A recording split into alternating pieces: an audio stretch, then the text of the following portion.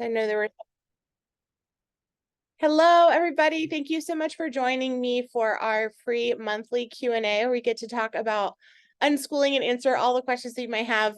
I'm kind of with a new background today. We just did an impromptu road trip with my family. So we are in Nashville and really excited to be here, but I am really excited to also get to share a part of my vacation, spending it with you guys, talking about unschooling.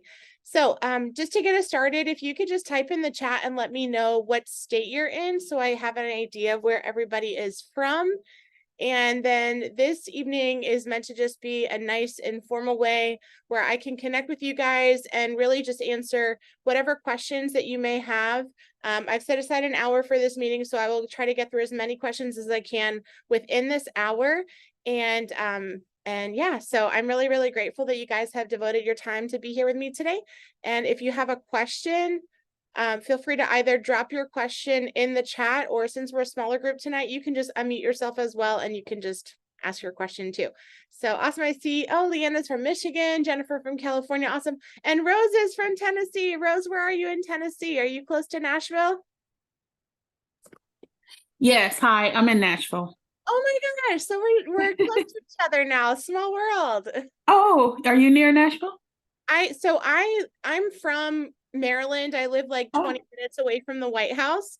Okay. And you might have missed when I was kind of giving my intro. So we ended up, again, life of an unschooler, right? We get to do the things that we love, when, where, why, and how we love. And so, yeah, I had some friends that invited us for like an impromptu road trip. And so we just kind of like hopped in the car and, with some of our other unschooling friends and drove through the night from Maryland here. And we arrived at like 6 this morning. Oh. Yeah, so I'm a little bit tired, and the kids are actually in the pool. They're playing in the pool down in the hotel, but we spent the day at the Pantheon, and the kids had Cool. such a blast learning. Have you been there before? Did you say the Parthenon? Yes, sorry. No, yeah, the Parthenon. Yes, definitely. I Yeah, love that place. there. They And saw Athena. yep, they did. They got to see Athena and take their pictures with her. And it was really cool because we haven't, haven't had to talk about Greek gods and goddesses before. And so it was really cool that they got to, their first experience learning about it was standing in the Parthenon. So that was a really cool experience for them. And they were asking all these questions, and it's so incredible to me just to see the impact of that real life experiential learning that kids have, Right.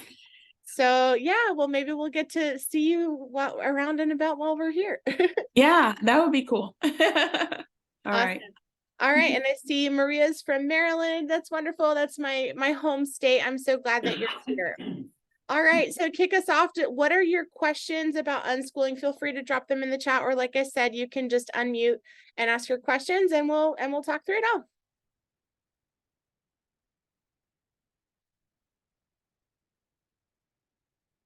Any questions at all? Who would like to start?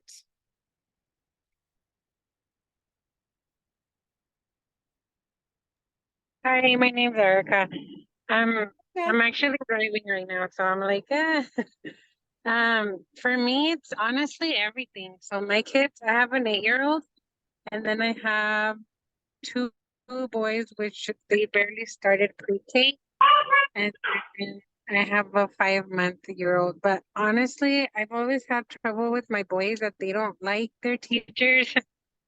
And I feel very frustrated because I don't want to send them no more. My 8-year-old, she's never had any problems. But when I talked to her about, keeping her home, she was like, yeah, I would like that, But like I said, I don't even know where to start. Okay. That's my issue. And I live in Colorado, by the way. Okay, thank you I was just about to, you read my mind. I was about to ask you where you were from. So first of all, this is a perfect question to kind of kick off our night. When we talk about starting this process of homeschooling or unschooling, the first thing that anyone needs to do is they need to be familiar with their state's laws. So it is important to know that homeschooling and unschooling are both legal in all 50 states, and in almost every country around the world. There are a few countries where homeschooling is illegal, but at least if you live in the United States, you can homeschool and unschool your kids in any of the states that we live in. Obviously, there's some states that are easier than others, but in general, it is totally possible in all 50 states. So the first thing that we're going to want to do to be familiar with our state's laws is we're going to go to hslda.org, and I'll share that link in the chat. And actually, let me share my screen so I can show you what I'm looking at. Let me pull this up here. All right, so this is the HSLDA website. And for those of you that prefer speaking in Spanish, you can click right here where it says Español, and they will translate this to Spanish for you, which is really awesome. But I'm going to go back to the English version, and we're going to click here where it says legal. Oh, hold on. It's not working. My Wi-Fi here at the hotel is not very nice. Okay, let me go ahead and do /legal then. Okay.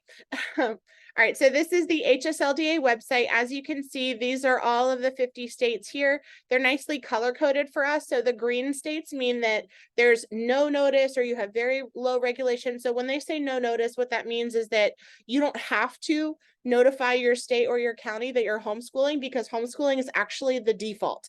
So you're assumed to be homeschooling unless you tell them unless like you don't even have to tell them that you're homeschooling. You can just homeschool. So in the green states, super easy. The light blue states where there's low regulation, and the darker blue is where there's kind of a more moderate regulation. And then the red states over here, these ones, they have higher regulations. And even in these states where they do have high regulations, you can still unschool, but the way that you unschool in those states is obviously going to be different. So you are in Colorado, which is here. And Colorado, as you can see, is a light blue state. So that means you have low regulations, which is awesome. So I'm going to go through this with you just as an example, but you can do this with your own state. Basically, when you look at this, for every state, they're going to give you what they call the homeschool law at a glance, where they cover kind of these basics here for you. They'll tell you how many different options that you have for homeschooling, the different ages that it's required to go to school. And this is something that's very interesting. A lot of people just assume that your kids have to go to kindergarten when they turn 5, and they have to, stay till they're 18 or whatever, but that is not true. So you can see in Colorado, school is not even required until they turn 6 years old. So before 6, they're not required to be in school at all. They do require that you provide notification.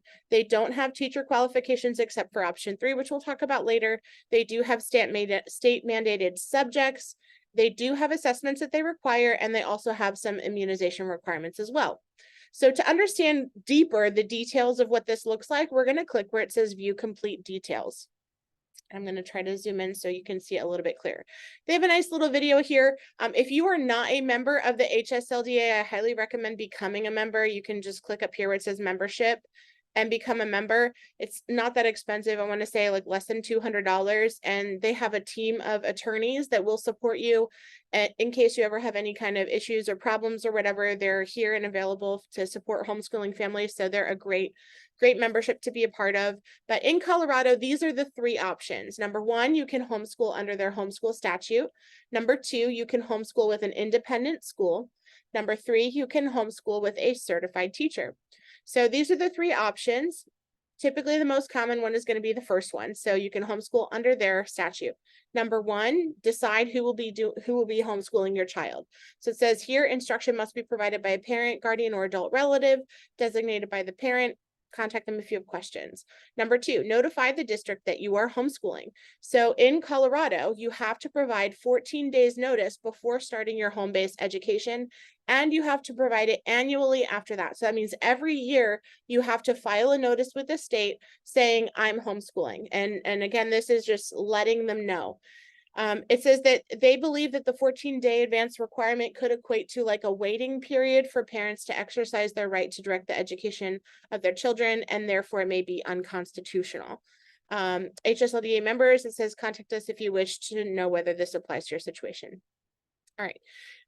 Next thing you're going to do is you're going to teach the required subjects. So it says you're required to provide 172 days of instruction, averaging 4 hours per day in the following subjects: the United States Constitution, reading, writing, speaking, math, history, civics, literature, and science.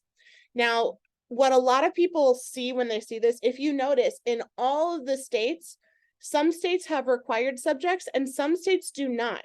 but none of the states have required classes. And that is a really, really, really important distinction.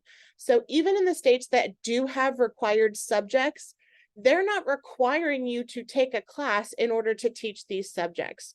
So for example, when it comes to history, as I mentioned today, my kids and I, we went to the Parthenon, and we got to see Athena, and the kids were learning about Greek gods and goddesses from ancient Greece and some of their beliefs and aspects of their culture today. So we didn't do any book work. This wasn't in any curriculum. This wasn't anything that was like planned or anything like that. It was just us going about our day, looking for fun things that we all wanted to do and participate in, and they got to learn history while they were doing it. So just because you're required to teach certain subjects doesn't mean you have to use a curriculum. It doesn't mean you have to use a textbook. It doesn't mean you have to give tests or quizzes. You don't have to give homework. You don't have to follow anyone else's agenda. You can simply enjoy your life and then convert that learning into academic subjects like it says here. So these are the subjects that they require. They want you to keep good records. So what this looks like is attendance records. Oh, I didn't talk about this too. So here it says they want to see 172 days of instruction. Every time I see these kinds of like requirements from the state, it just makes me laugh, because as unschoolers, we believe that all of life is learning and all learning is valuable. So when they say 172 days of instruction, well, that's not a problem for us because we are learning 365 days a year. So they're only asking for 172. We're learning 365. They're saying they're averaging 4 hours per day. Well, again, if you're awake, your child is learning. Unless they're, just kind of sitting like a zombie doing nothing. But even then, they're probably still thinking about things, right? So literally every moment that we're awake is an opportunity for our kids to be learning about something valuable. And yeah, so that 4 hours a day goes by very, very quickly. So it doesn't have to be 4 hours sitting at a table with a textbook, with a piece of paper and a pencil. Not at all. You can literally look for the learning that your kids are doing while you're going grocery shopping, while you're cooking at home, while you are playing at the park, while you are exploring different, museums around your area, things like that, or even watching movies on Netflix. I mean, literally anything, like documentaries and all that stuff, all of it counts. So yeah, these requirements are just kind of silly when you're an unschooler. We go above and beyond that. Number 5, they do require that your child to be tested every year. So again, that you have to do a nationally standardized achievement test, and they require the testing in grades 3, 5, 7, 9, and 11. You can read through that more if you like. So those are the requirements for that first option. You can see they also have a homeschooling with an independent school option. So this is something else. They allow them to be enrolled in established Colorado independent schools. And it's also possible for 2 or more of the families to keep their own school. So this is something similar to what PAX Academy is. For those of you that are familiar, I actually registered a private school in Maryland, and we are able to accept students from all 50 states. So if your state allows you to do that, then you can actually consider your enrollment in our private school. And you won't have to worry about the testing requirements or reporting requirements and stuff like that of your state in most states. So again, you have to look at your own state's laws to see if they would accept that in lieu of their homeschooling testing requirements and things like that. But for most states, it does. So as long as your children are enrolled in a private school like PAX Academy, then they don't have to worry about, all that other stuff too.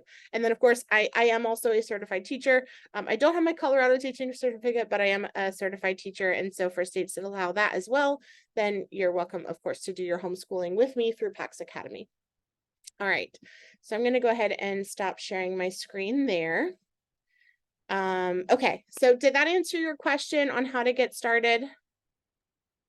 Yes, it's a little bit more clear now. Obviously, I have so much questions, but I mean, like, I understand now where to start at least. Yeah, Yeah, the first step so is much. the first step is the hardest, right? That first step of like, okay, how do I, withdraw my child from school? In most cases, most states will have either like a form that they'll have you fill out, or you can just write a letter saying, hey, my name is XYZ, my child's name is XYZ. We're going to be homeschooling them and we're officially withdrawing them from school. Thank you so much. Have a great day. And that's basically it. So yeah, but if you need specific help with that, definitely look at the HSLDA website. They have like samples and stuff that can show you exactly how to do it. But once you take that first step, Erica, the rest of it just comes so so easy.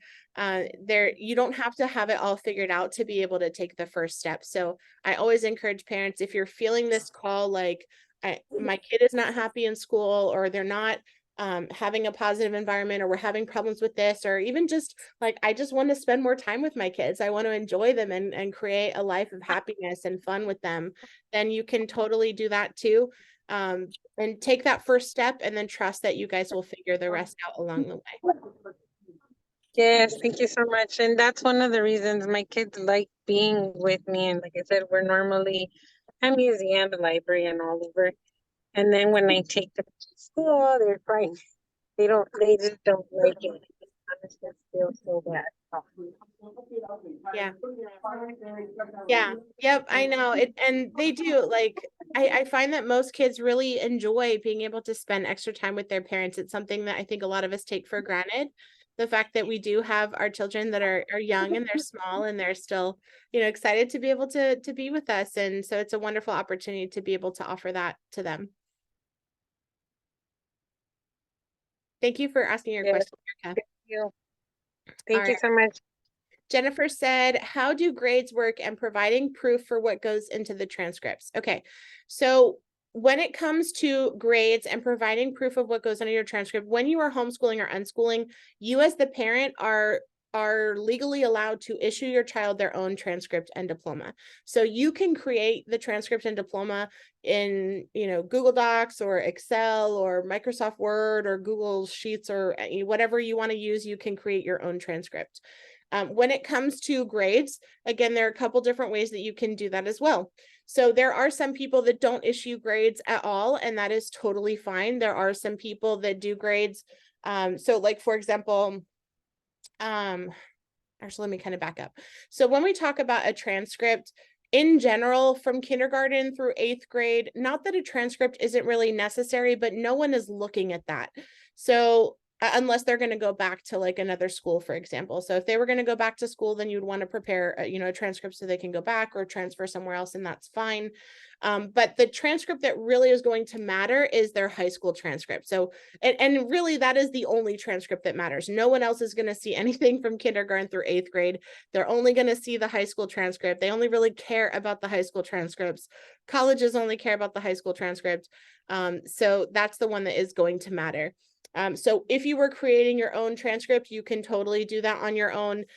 You can assign them grades based on if they took like an online class, you can just assign them whatever grade they got from that. If you want to, you can have them conduct like self-assessment, or you don't even have to give grades at all, like I said. When they're enrolled in PAX Academy, which is my private school, then we handle the transcript for you. So with PAX Academy, kids have 3 different ways that they can earn credits. And there are the 3 different ways that they can actually earn credits through college as well. The first way is kind of the most traditional way. They can take a class. So a lot of times when students get to be high school age, they'll say, okay, I know I want to go to college. Part of me going to college means that I have to learn Algebra 1 or something like that. So I want to learn Algebra 1. And so I'm going to enroll in a free class with Khan Academy. For those of you that don't know, Khan Academy is, I'm going to type it in the chat for you. You can Google, I believe it's khanacademy.com, and it is a free online curriculum. They offer a ton of different math classes from like kindergarten all the way up through 12th grade. And actually they have some advanced placement, so college level math classes as well. It is an entirely free curriculum. Your kids are more than welcome to do that. We have classes set up on that for the students that are enrolled in PAX Academy. So if your children want to take a class through Khan Academy, they can. So if they were to take a class, they would do their work, and then they would get whatever their grade was at the end. They would let me know that when they submit their final grades, and that would be it. So the second way that you can earn credit is by taking a test. And this is not as common as taking a class. Kind of most people just No, okay, I just take a class where I have a curriculum and a teacher or whatever, and we do it that way. The second way is they could take a test.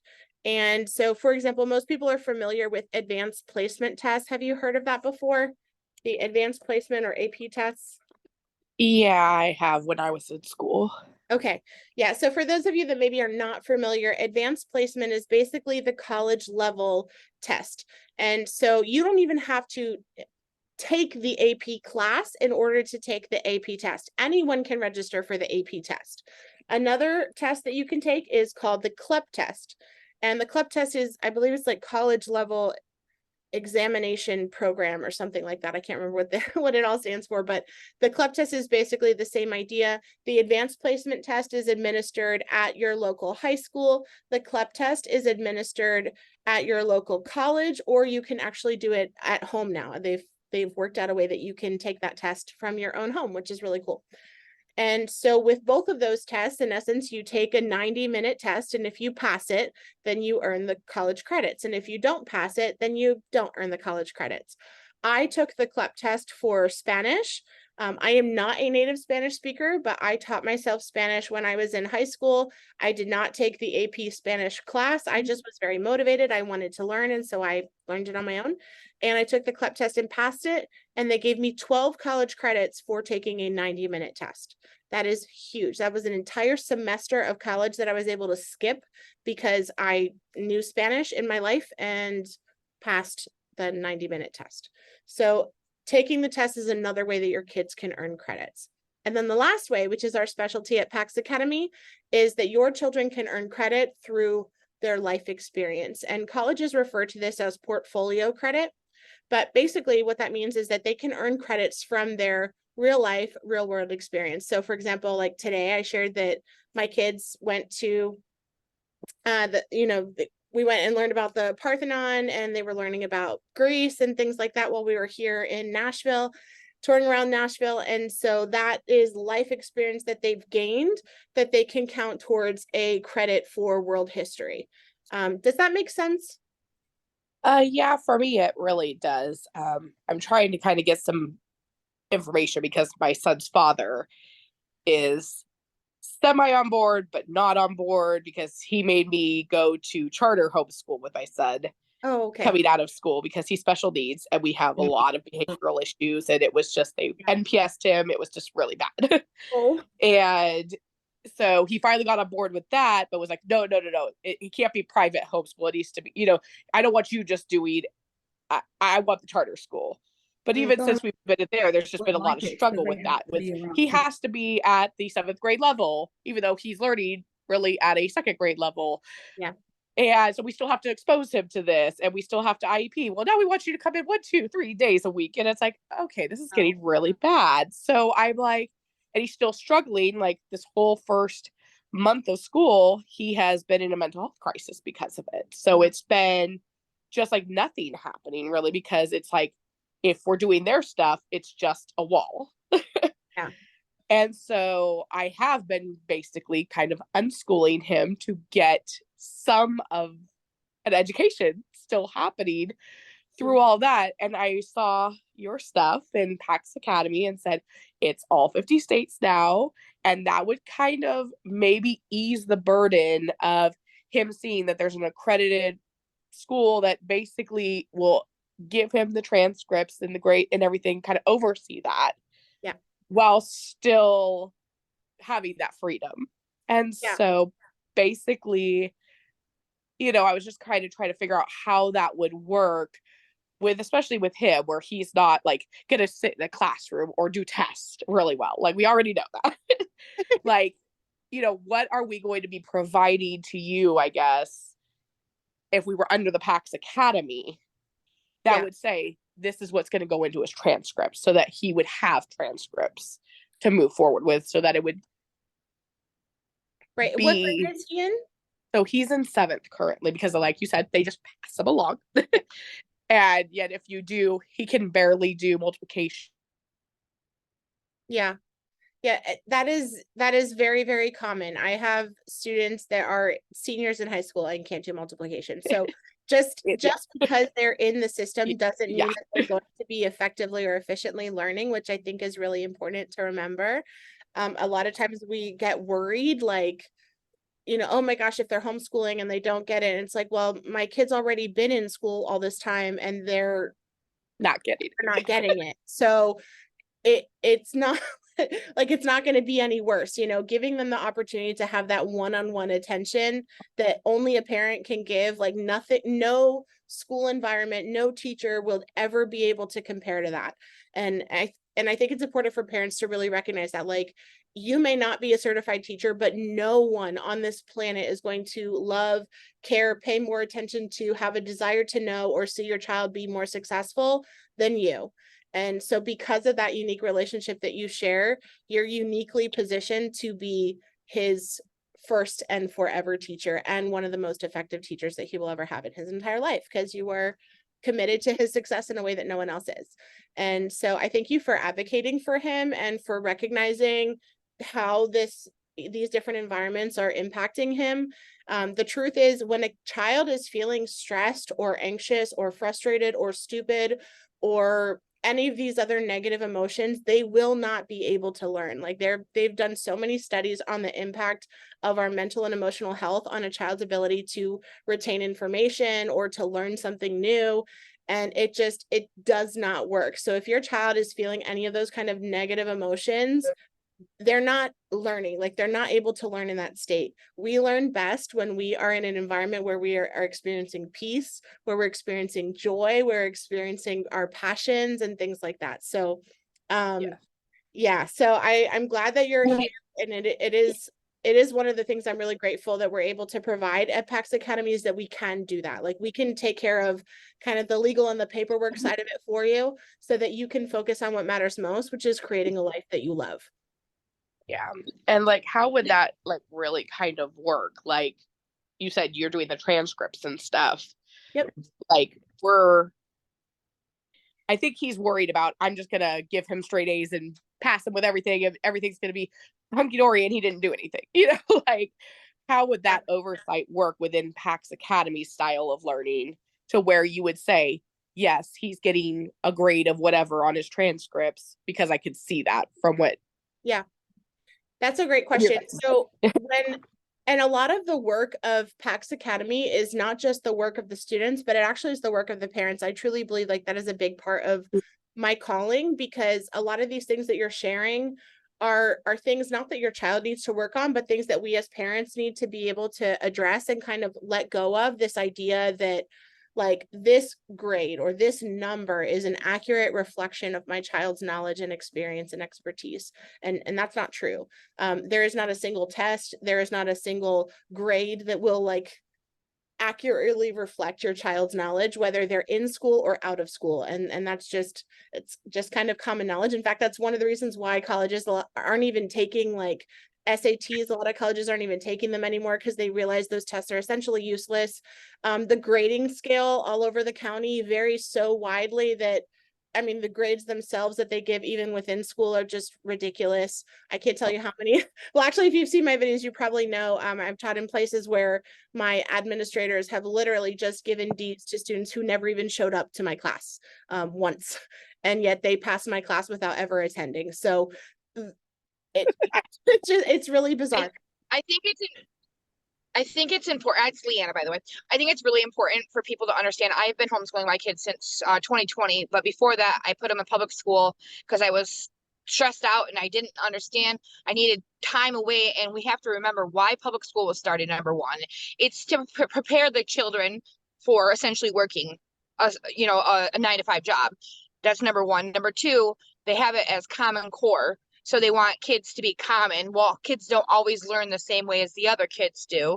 And then you have to think about the fact that what they're doing in public schools is they're teaching kids to test. That's it. We can teach them real life experiences through unschooling, which is what I've been doing for the past 3 years. Though I've had a lot of ridicule from my kid's dad, I continued and pushed through, and eventually he will see that it worked the way I needed it to be, but he didn't see it at first, and it took time for him to understand why I was doing what I was doing and how I was doing it. So that's just my little 2 bits. Thank you for sharing that, Leanna. Yeah, and she's right. It does take time. You know, like sometimes our partners don't really understand it at first, and that's okay. With time, I always say like the proof is in the pudding. A lot of times it's just kind of taking that first step and giving it a try, and then they're able to see. So when we talk about like assessing your kids and having that be a reflection on their transcript, one of the things that is so important of self-directed education is that aspect of self-reflection. So being able to look at my work and evaluate my work and say, how would I assess myself on what I've done? So like I said, with a class, it's pretty straightforward. Like when you take a class, you'll get a grade, and then that's what you would put on your transcript. When it comes to like taking a test, you can just give yourself credit or not credit. So in PAX Academy, we actually give both options. You can either assign yourself a grade, or you can just do the credit or not credit. Both of those are totally valid. And you basically like, you fill out a form at the end of the year and you let me know these are the courses that we want to have reflected on our transcript. These are the either grades that we're going to, you know, my child is assigning to themselves, or these are the either credit or not credit that they're going to give themselves for that year. But again, with unschoolers, like we're not following anyone else's curriculum but our kids. So yes, in general, homeschoolers and unschoolers will receive all A's because we're not on anyone else's agenda, right? Like they learned what they learned and they mastered what they mastered, and it was perfect. Like they're, you know, and it was okay. So yeah, once they get to high school, yes, then we'll have some more conversations. Like you don't want to say that you got an A in algebra 2 if you've never done out, you know, like you don't. I think that was kind of the biggest thing, is not so much now is as we go into high school for college and stuff, if that's even his path, which I don't even know, but if that was his path, how would that work in translating into college if we were just like, oh, well, he got an A because we said we did everything great. And how do you prove that you got a better grade on things? And I'm like, oh, you know, no. Yeah, and I'll totally walk with you. Like when you get to high school, we'll start having like more regular consultations and things like that, where you'll be able to book like an hour-long consultation with me and we can talk one-on-one and say, okay, you know, what are, you may not want to do algebra 2. Like if you're not thinking about go to college, it's not really necessary for you to do algebra 2. So maybe instead of algebra 2, we do like business finance or personal finance as your math class, you know, and then you look at how do you use your personal finances in your real life, that what you're doing right now. And then we, you know, put that on your transcript that way.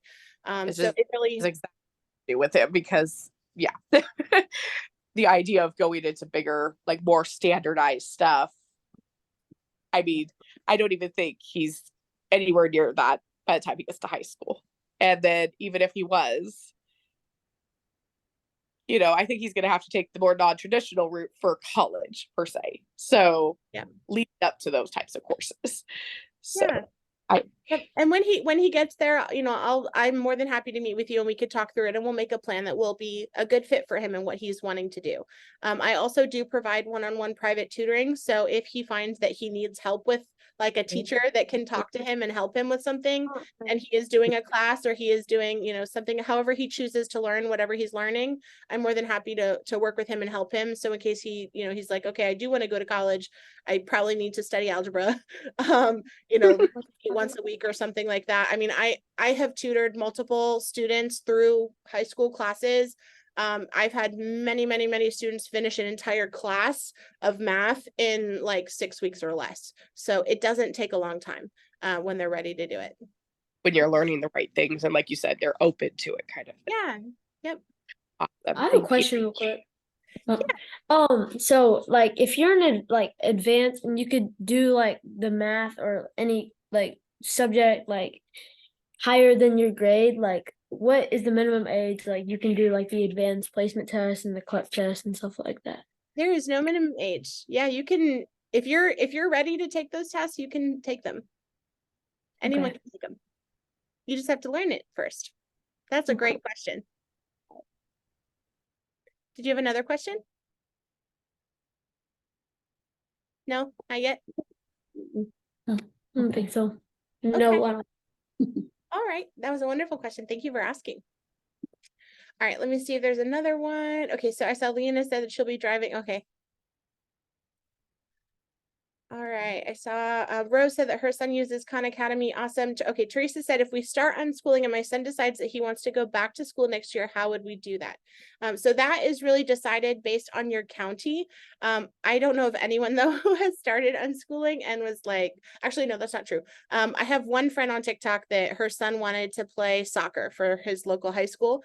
And so he was an unschooler his whole life. He went to high school and then it was terrible and he's unschooling again this year. So but yeah, if they do decide that they want to go back, usually what they do is either they will just place them in based on their grade. Typically if they're in like the K-8 range, they'll just kind of put them back in based on their age. Some counties will actually have them do like a placement test, so they'll have them take a test to see what their level is and then they'll place them somewhere. But like I said, I have graduating seniors that read on a second grade level, so I don't know how they get there, but they do.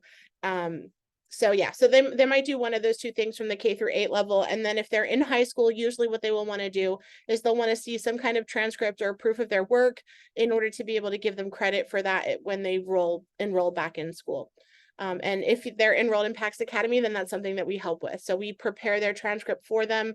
And then if they choose to go back to school, then we send them over their transcript of the credits that they earned while they were with PAX Academy. And then they just go back in. All right, I see someone said, how do you know your kid is going to graduate when they're homeschooled? Like say your kid is on a 10th grade reading level, but is in 12th grade. How do you know you have done enough to keep them up to date with each subject? I'm not sure how to say what I'm thinking so they can still graduate. Okay, yes, this is a great question. So graduation doesn't depend on their actual levels. I know that sounds kind of weird, but you can graduate from high school even if you have a 3rd grade reading level. I've seen kids in public school do that all the time. So the graduation at high school happens through earning credits. And it is more about credits than it is about their actual mastery of the credit, which is, you know, when you think about it, like a kid who gets a 60% earns the same credit as a kid who got 100% in the same class. So it doesn't matter if the kid earned a 60 or 100, they're both graduating, they're both getting the same diploma. Obviously they might get different scholarships if their grades are different, you know, the A versus the D, but they're earning the same credit whether they got 100 or a 60. So yeah, it's not so much about the level as much as it is the credit. So with PAX Academy, we follow the Maryland state requirements. We don't require those things. So again, because we are a private school and a self-directed school, you're free to have whatever requirements that you want. You get to set those requirements, but I offer like a guideline, I guess, because I want to have people be as best prepared for college if they do want to make that transition. So I kind of give you a guideline, like, if you were to plan to go to college, most colleges will want to see this. Most colleges will want to see that you have 4 years of an English credit. They'll want to see 4 years of a math credit. They're going to want to see 3 years of science, 3 years of social studies, 1 year of music, 1 year of technology. And again, the way that they earn those credits, that's entirely up to you. So if your kid loves, you know, playing the piano in their free time, then they can count that as their music credit. If your kid plays soccer after school, or if your kid, you know, kid plays soccer with his friends on the weekend or plays in a, you know, a sport or something like that, then that can count as his physical education credit. He doesn't have to take like a formal class to be able to give himself that credit.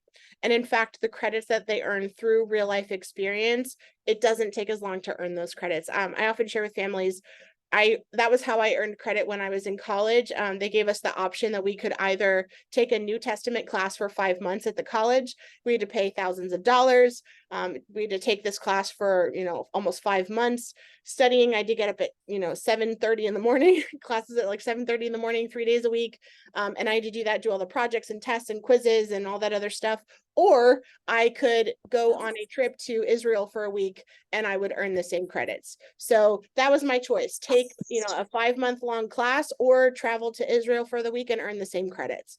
I got the same credit as the kids who were studying the New Testament for 5 months. So when you're learning through real life, real world experience, it doesn't take as long. Basically, you decide when your kids are done, and then when you're ready to graduate them, you just let me know that, hey, my child is ready to graduate. You'll give me whatever you want their last, grades on their transcript to be reflected if you're doing grades, or their last credits if you're just doing credits. And then once you do that, you order your diploma and they're done. What's the process to skip a grade? So what grade are you in now? I'm in 6th. You're in 6th grade. And why are you wanting to skip a grade, or what are you wanting to do? I think math is getting boring and like it's too easy. It's like it's boring and it's a little too easy. Uh-huh. So like in 1st grade, like he's in private school now. And was in public school, and it was really boring, and he's very smart. So in 1st grade, we had him tested to see if he could be in the gifted. And they tested him, and then they put him in the gifted program because he was about 154. Wow. But he was still bored. So then that's why 3rd grade, entering 3rd grade, we said, let's do private school, which worked out kind of perfect because the end of 2nd grade is then when COVID hit. And so his private school that he had already got accepted to for 3rd grade, they still went in person. They weren't at home. And I've been struggling with them to put him in a higher math. It's like they're just keeping him in a regular math. It's like he can do this. Let's move him up, but they're not, Yeah.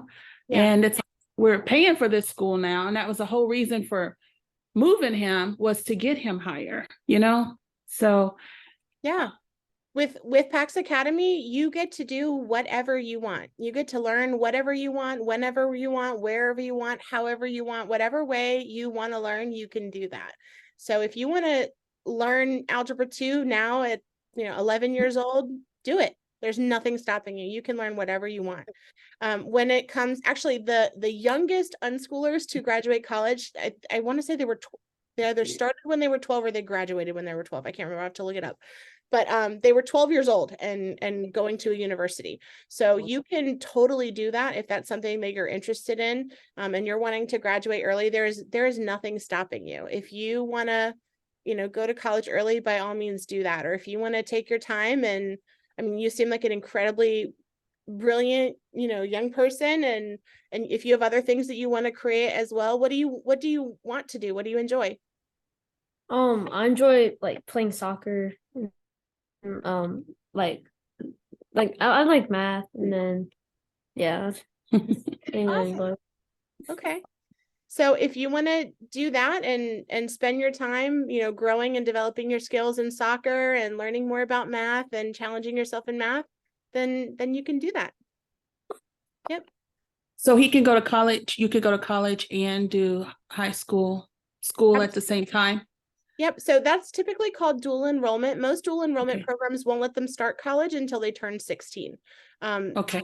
If you have, a unique situation, you can always go and meet and speak with your local community college. And typically that's where they start. So at the community college, you would meet with them and say, hey, my child really wants to take this class, and you want to show them some kind of like if he's interested in doing like college level math or something like that, I would have him take the Khan Academy class for algebra 1 or algebra 2 or wherever he feels like he's challenging himself. And then you can show that to, the people at the community college, the registrar at the community college, and say, hey, this is what he's done. He's only 11 years old, but he's ready. Can he take a college class? And ask, see what they say. And if they say no, then you ask another community college, because I'm sure someone will be very happy to have them. And then typically once they get into that first community college class, that really is all that they need, because then they're demonstrating that they're capable of doing college level work. And so they don't need the SATs. They don't need all these other like standardized tests, because they're already proving that they're doing college work and they're passing. So then they take those credits and transfer to a 4-year university whenever they're ready. And that's it. So yeah, you can, like I said, in most cases, they can start doing dual enrollment at 16, but if you're really motivated and that's something you want to do even younger, you can totally do that. Okay. All right. Thanks. You're welcome. Thank you for asking.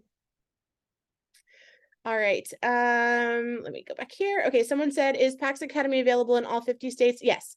Yes, so we accept students from all 50 states. Like I said, not all of the states will consider enrollment in PAX Academy as kind of a way out of your homeschooling requirements, especially in states like New York. New York is just very difficult. So if you live in New York, I'm sorry.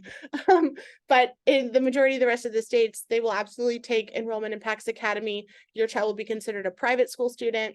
And that will kind of provide them with that legal protection of a private school with the freedom of unschooling. And you do not need all subjects done by the time they're done with school. Nope, you get to choose what your requirements are. Again, like I said, I provide you with a guide of, this is what we recommend, but you are welcome to do whatever you want and decide that you're done and graduate yourself whenever you want. All right, we have about 15 minutes left. Does anyone else have any other questions?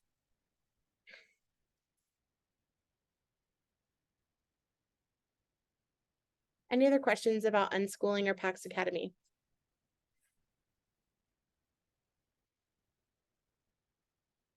All right, well, I will go ahead and share in the chat as well. So this is the link for PAX Academy. If you are interested in learning more about our school, I would invite you to go check it out. You can enroll. Let me share my screen here. So this is our website. You can click here where it says enroll, and then this will take you to our enrollment page.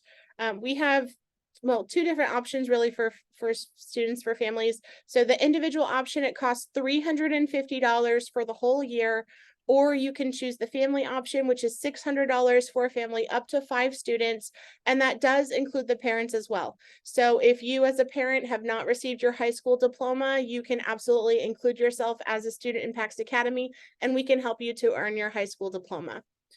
So that is for students and for parents as well. So you can pick one of those 2 options. And then once you enroll, these are the different things that you'll get. So after you enroll within a week of enrolling, I will send you a proof of enrollment. So that is a letter verifying that your child is enrolled in a private school. You will also get a teacher verification letter, which is really nice. So as a family of within PAX Academy, you as the parent are considered your child's primary teacher. And so as a teacher of your child, you are entitled to all the benefits of being a teacher. And that includes getting a ton of teacher discounts through virtually every company offers teacher discounts. You can also get into different museums for free using your teacher discount. We also provide student and teacher IDs. So if you're interested, you can use your student and teacher ID to be able to show that as proof of your identification.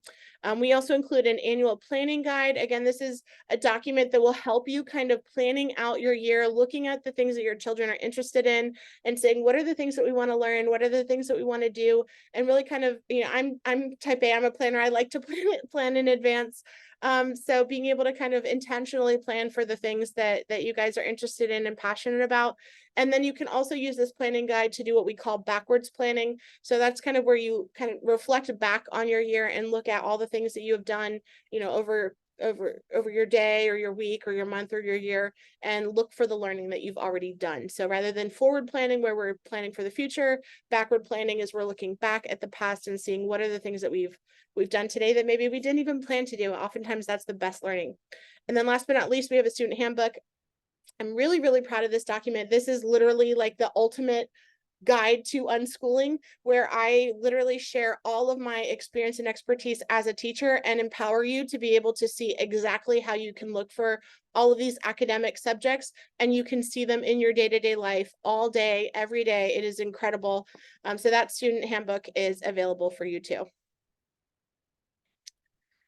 All right, what about families with more than 5? So if you have more than 5, then you would just kind of do double. So like if you have more than 5, then you would enroll 5 students. And then let's say you have 6 kids that you want to enroll, you would enroll up to 5. And then you would add, like fill out the form again, and then pick the 1 student option.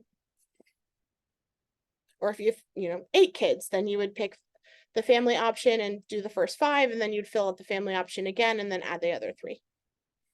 Can we go back to credits? How do you count credits? Okay, so let me show you here. So on our website, I have a link here which shows you how you can earn credits. So these are the 3 different ways that you can earn credits through PAX Academy. The first way that I mentioned, this is kind of the traditional way, you can take a class. I have a huge list of resources that I share with you about all the different like free online curriculums. Khan Academy is one, but there are many, many others that you can use to be able to take a formal class online. You can take an online class with a teacher. You can take a class at your local community college through the dual enrollment program that we talked about, or you can even custom design your own class using whatever resources that you choose. So if you are really passionate about, you know, history, and let's say like you don't care to study all of modern world history, let's say that you're really passionate about Asia and you want to just really focus in on Asia, then you can totally custom design a world history class that focuses primarily on Asia or Asian history. So you can use whatever resources you want. If you want to use books, online classes, documentaries, Netflix videos, YouTube videos, interviews with real people, mentorship opportunities, visits to the museum. I mean, literally whatever you want, you can custom create your own class. And then the second option that we mentioned, you can take a test. I'm in the process now of creating placement tests for the high school level. So you would literally, in the same way you would take an AP test and earn credit for college, you could take an Algebra 1 placement test and earn credit for Algebra 1. So you wouldn't have to take a whole Algebra 1 class and waste your time taking, a class for 10 months when you can study on your own. You learn the content, pass the placement test, and you're done. You earn the credit and move on. And then the last way is by what we call taking your time, and that's your portfolio credit. And you can learn more about that there. So yes, our website is a work in progress. I'm continuing to update this, and I'll be adding in more information on how you can do that. But those are the 3 ways that you can earn credits through PAX Academy. Credits for, okay. So Leanna said, can we elaborate on number 3? Yes. So looking here, oh gosh, I have to finish that link so I can explain more about this option. But again, taking your time, whatever that looks like. So Leanna, can you give me an example of something that your children are interested in?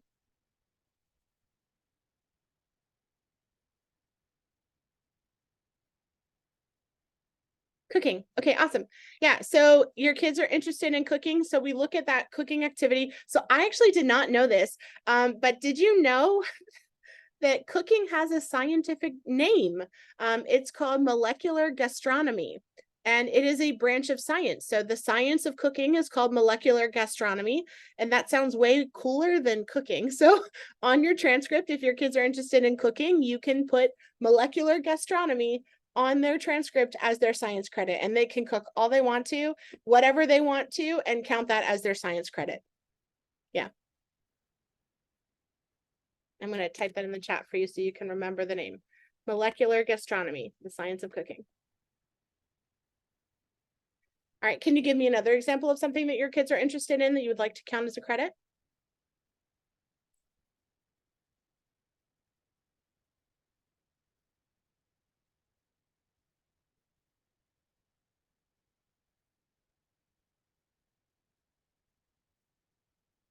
Oh, oh gosh, I'm so sorry. Can everyone hear me okay? Mine kept breaking up, but it's in and out. Sorry. We can hear you now. Okay, good. All right, Leanna, can you tell me something else that your children are interested in that you would like to reflect on their transcript?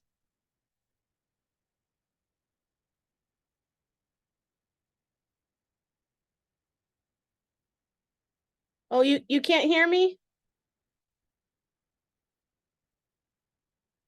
Can anyone hear me? I can hear you right now. I see thumbs up there. Okay. All right, actually, you know what? Let me pull up our handbook and I can show you.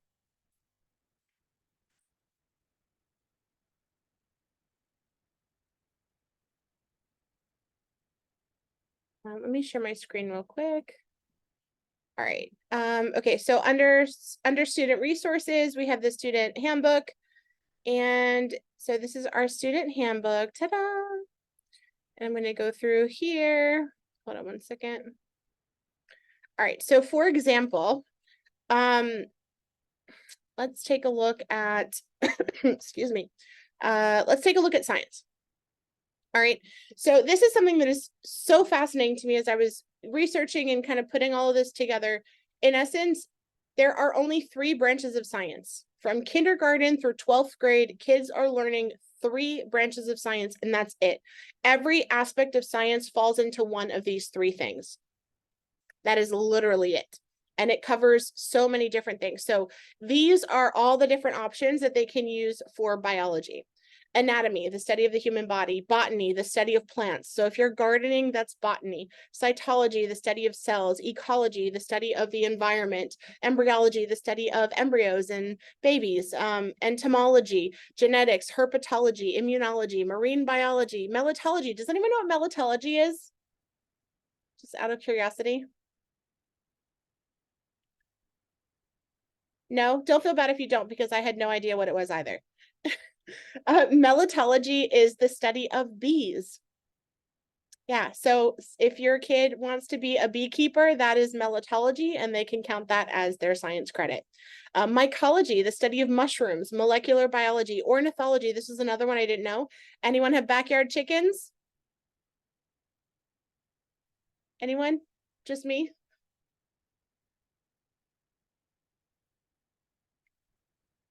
Okay, so ornithology is the study of birds.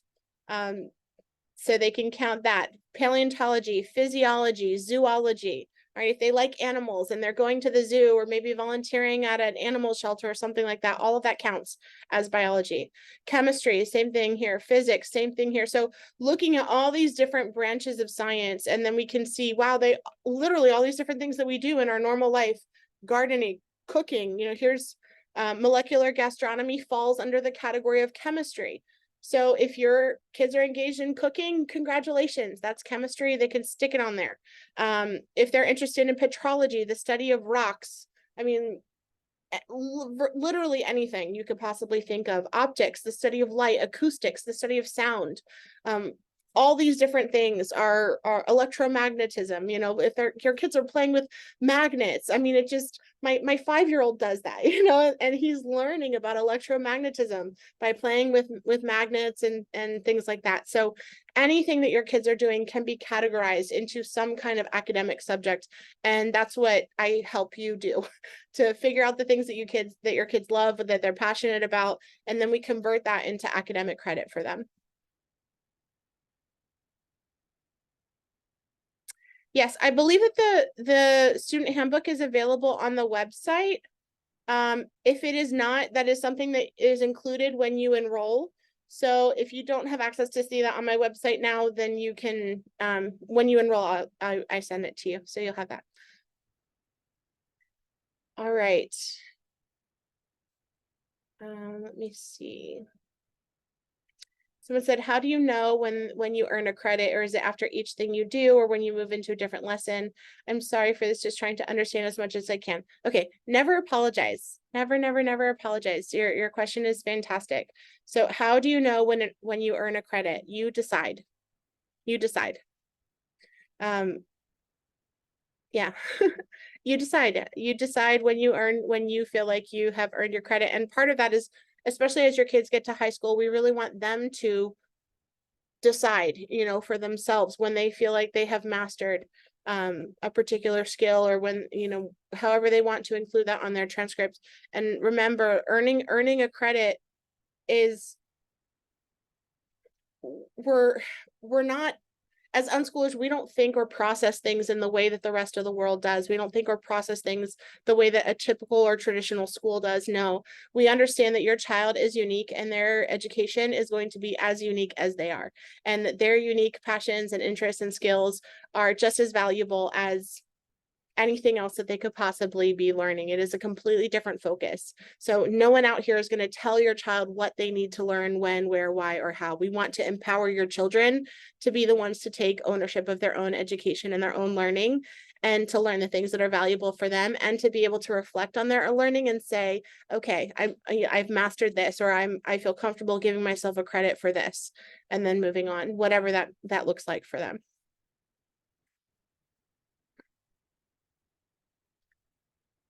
Does that make sense?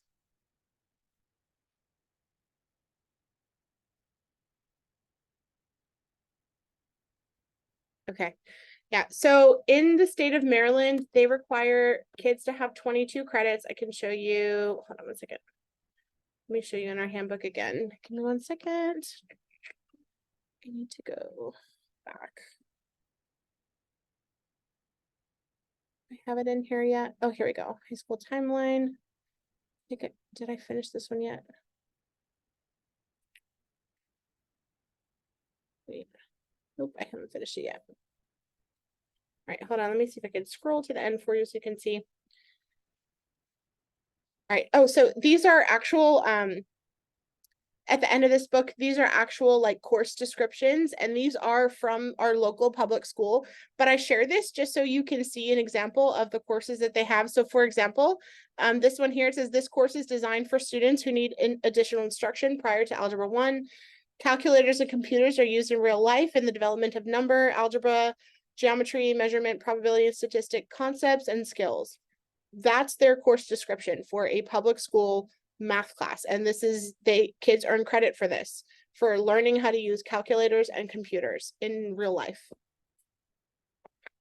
And that's it. So these are the kinds of classes that kids are getting credit for in college. I mean, sorry, in regular public schools.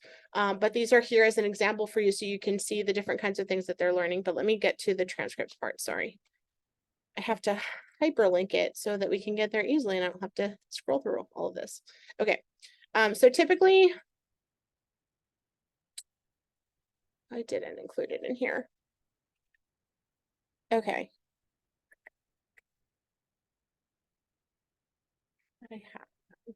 Sorry, give me 1 second. I'm trying to find it. Okay, here. So typically this is what they do. Again, this is all recommended. You're welcome to do what you would like. So typically at the elementary level, they recommend that they earn credits in these 12 different subject areas if possible. So these are the 10 subject areas in general. Literally everything you could possibly think of will fall into one of these 10 categories. So English language arts, math, science, social studies, music, health, art, physical education, world languages, and technology. So try to look at all the things, even just on this last week, like reflect back on all of the things that your kids have done just today. You know, what did your kids do today that they had to use any of these subjects in? If they were playing video games, they were probably learning math and reading and, you know, science, learning physics. I mean, learning is happening all day, every day. The trick is learning to look for it and being able to see it. So in elementary school, they recommend those. In middle school, we recommend that they earn 4 core subjects every year, and then that they would pick 3 or 4 electives to earn as well. So the 4 core subjects are English, math, science, and social studies. And then these are the 6 electives, and we recommend that they pick 3 or 4 of those. And then for high school, so again, these are all recommendations. You are totally free to decide whatever you want your requirements to be, but these are the recommendations from our state and from most states, especially when they're considering college and career bound. So they're looking, most colleges are going to look to see that they've had 4 credits of English, 4 credits of math, 3 of science, 3 of social studies, 1 of music, 1 health, 1 art, 1 PE, 2 world languages, and 1 technology credit. And so that's kind of how they view that. We also recommend 75 hours of community service. Again, this is, you are custom creating your own education. So you are welcome to use these as a guideline for you, or you're welcome to do something totally different. That is entirely up to you.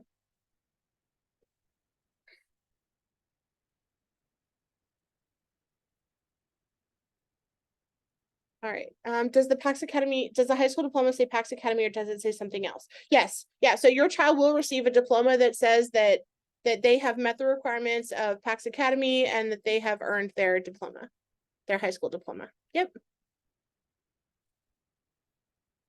Yes, we are a registered and accredited private school. We are registered in Maryland, but like I said, we can accept students from all 50 states. I know we're a little bit over our time.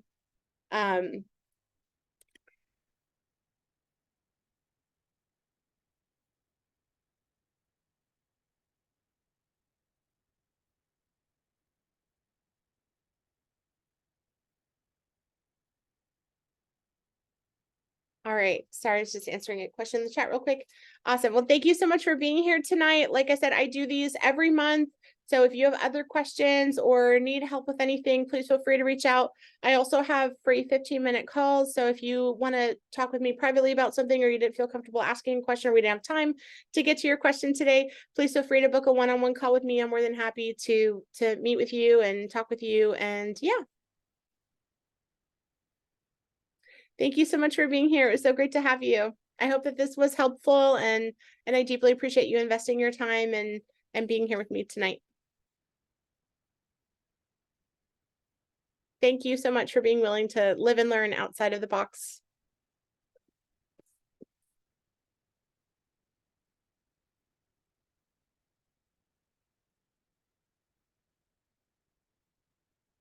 Thank you. Thank you. You're very Bye. welcome. Thank you.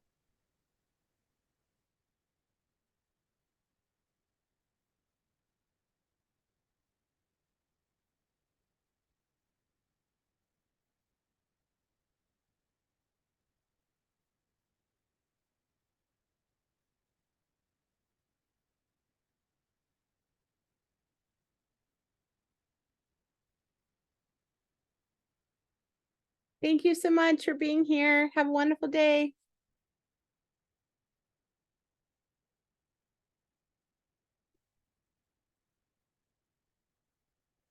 Hi, I was gonna. Yes. Oh, sorry. I was gonna say, so I don't know how long you all will be here. They have the Adventure Science Center.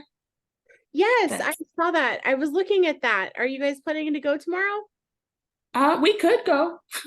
I have a membership, and we Oh, can you get do? plenty. We can get extra kids in and another adult. Oh, awesome. Well, that would be nice. Yeah, Yeah. we were trying to look for stuff to do, and that would be fun. That was one of the things that I was like, oh, that looks like it could be something fun that they could do. Yeah. I'll send you a message on TikTok. Okay, do you have my cell phone number? I don't. Okay, let me send it to you. Okay. That would be so fun. I would love to meet you. And your All right. seems like such an amazing person. Oh, thank you. You've done well. Okay. Thank you. All right. Okay. Bye-bye. Bye, Rose. Thank you. Uh-huh.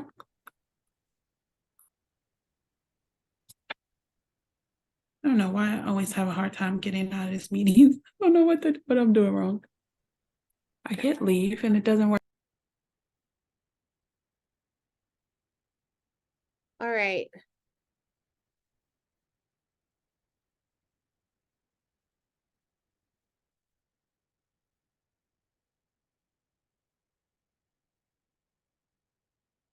Hey, Leanna. Oh, hold on.